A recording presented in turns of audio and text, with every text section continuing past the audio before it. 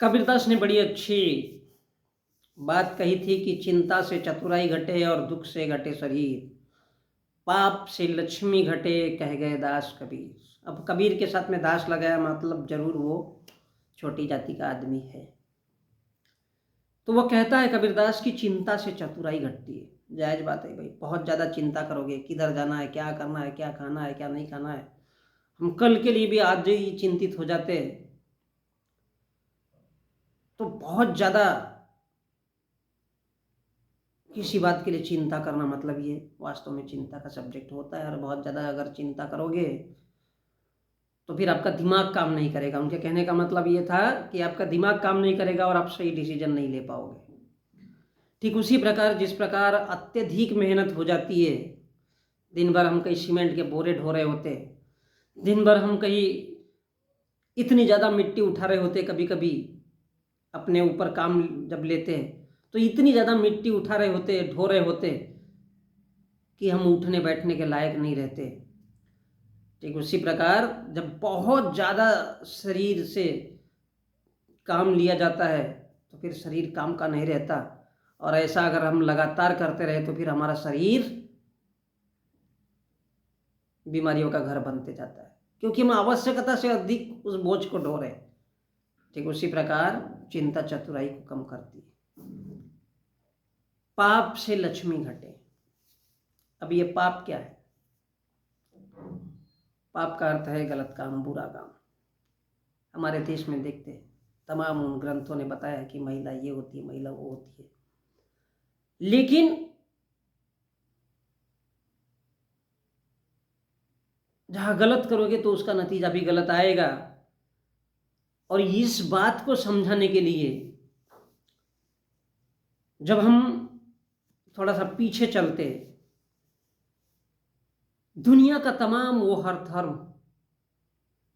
दुनिया का तमाम वो धर्म जिसने स्त्री को कहीं ना कहीं नीच माना ही है, कहीं ना कहीं शूद्र माना ही है, कहीं ना कहीं उसको कमजोर बना के रखा हुआ ही है। लेकिन देखिए, एक वेश्या जिस्म को बेचने वाली, उसको कितना गलत नज़र से, गंदी नज़र से हमारा समाज देखता है, मानव समाज देखता है, हम इंसान देखते हैं उसको। और वो कितनी पवित्र हो सकती है इस बात का अंदाजा किसी को नहीं है। तो एक वेश्या थी और उस वेश्या को पता चला कि बोले यहाँ पर बुद्ध आया हुआ है, तो उसने बुद्ध से आग्रह किया, बोले मेरे घर आ सकते हो। उन्होंने उनका निमंत्रण स्वीकार किया। तो वो बोली कि बोले लोग तो मेरे को समाज में इस नज़र से देखते हैं और मैं इस तरह के समाज से गुजरती हूँ, तो बोले मुझे क्या करना चाहिए। तो बुद्ध ने कहा कि मेरे पास जो है मैं वही दे सकता हूँ, मैं एक भिक्षु हूँ, मैं एक भिक्षु हूँ। तो बोले देने के लिए मेरे पास वही है, मेरे मार्ग को अपना सकती हूँ। बोले मेरे पास 4 आर्य सत्य का एक मार्ग है और आर्य अष्टांगिक एक मार्ग है। बोले जिसे अष्ट विनायक कहा जाता है, जिसे अष्ट विनायक कहा जाता है। अर्थात आपको ये सोचने की आवश्यकता नहीं पड़ेगी, आप हंसती हुई नजर आएगी, आपको अपना ही स्वरूप हंसता हुआ नजर आएगा, जिसको बाद के लोगों ने लाफिंग बुद्धा कहा है। उनका पेट बढ़ा दिया कि बोले वो खा पी के अगर टून रहे तो थोड़ा सा हेल्दी रहेगा आदमी। इसका रीजन वो नहीं था, इसका रीजन वो था कि वो अरहत को प्राप्त हो चुका है। अरहत अर्थात जिसने दुखाने और दुख जाने के सभी कारणों पर विजय प्राप्त कर ली, यानी जीते जी ही वो समझ गया पूरी तरह से जिंदगी क्या है, मनुष्य की क्या होनी चाहिए और क्या नहीं होनी चाहिए।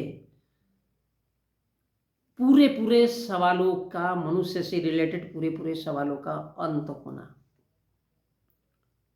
इससे कहा है अरहत को। तो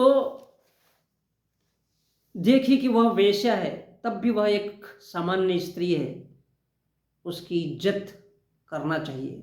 कोई धर्म, कोई जाति, कोई पाति, कोई भेदभाव, कोई वर्ण इत्यादि से जो वह भेद करता है, वह धर्म हो या इंसान, स्वयं इस बात का परिचायक है कि वह स्वयं कितना नीच हो सकता है, कितना घटिया हो सकता है। इसलिए तुम्हें शिक्षित होना है, और इसलिए बुद्ध कहते हैं कि मेरा मार्ग यह शिक्षा का मार्ग है। तुम्हें खुद से लड़ना है समझने के लिए, युद्ध नहीं करना है, लेकिन सामने वाले को यह समझाना है कि उसे उसके गलतियों का एहसास होना चाहिए, तभी उसका हृदय परिवर्तन होगा, तभी वो समझ पाएगा कि वो गलत कहाँ है और सही कहाँ है। ठीक उसी प्रकार जिस प्रकार वेश्या को कोई समाज अपना नहीं चाहता है, वेश्या से कभी कोई शादी नहीं करना चाहता है, लेकिन इस बात को समझने वाला इंसान कभी वेश्या को गलत नहीं समझता, वो वेश्या से भी विवाह कर सकता है। ठीक उसी प्रकार जिस प्रकार बुद्ध ने उसे अपने मार्ग में, अपने शिक्षा के मार्ग में लगा दिया, बोले कोई छोटा बड़ा नहीं होता, तो वो शरीर से अपना पेट भरने के लिए जिस्म बेचती होगी, मुझे इससे क्या। उसे इसका ज्ञान नहीं था, वो अज्ञानी थी, लेकिन ज्ञान आने के बाद वो समझ सकती है कि वो एक खुशनुमा जिंदगी जी सकती है। तो दुनिया में तमाम वो धर्म है जो कहीं ना कहीं स्त्री को ऊंचा कहीं नीचा दिखाते, और जो ताकतवर लोग हैं कहीं ना कहीं उनको भी नीचा दिखाने का प्रयास जो किया जाता है, कहीं जाति के माध्यम से, कहीं धर्म के माध्यम से, तो वो धर्म कदापि ठीक नहीं हो सकता। जो एक इंसान को श्रेष्ठ बताए और दूसरे इंसान को नीच बताए, उसे शूद्र बताए और उसे अति शूद्र बताए, वो कभी भी कोई धर्म नहीं हो सकता। वो एक इतनी घटिया, गंदी, उसे सोच भी नहीं कहा जा सकता। वो लोगों पे शासन करने का एक जरिया है, लोगों को मानसिक तौर पे गुलाम बनाने का जरिया है, जिसे हम धर्म कहते हैं। लेकिन सोचिए, बुद्ध ने उस जमाने में इस बात को साबित किया, इस बात को स्वीकारा कि इंसान कोई जन्म से या कर्म से नीच नहीं होता। उसने पहले क्या किया, उसका पास्ट क्या है, उसका भूत क्या है, इस बात पर डिपेंड नहीं कर सकता। तुम आज क्या हो, यहाँ से अपनी शुरुआत कर सकते हो।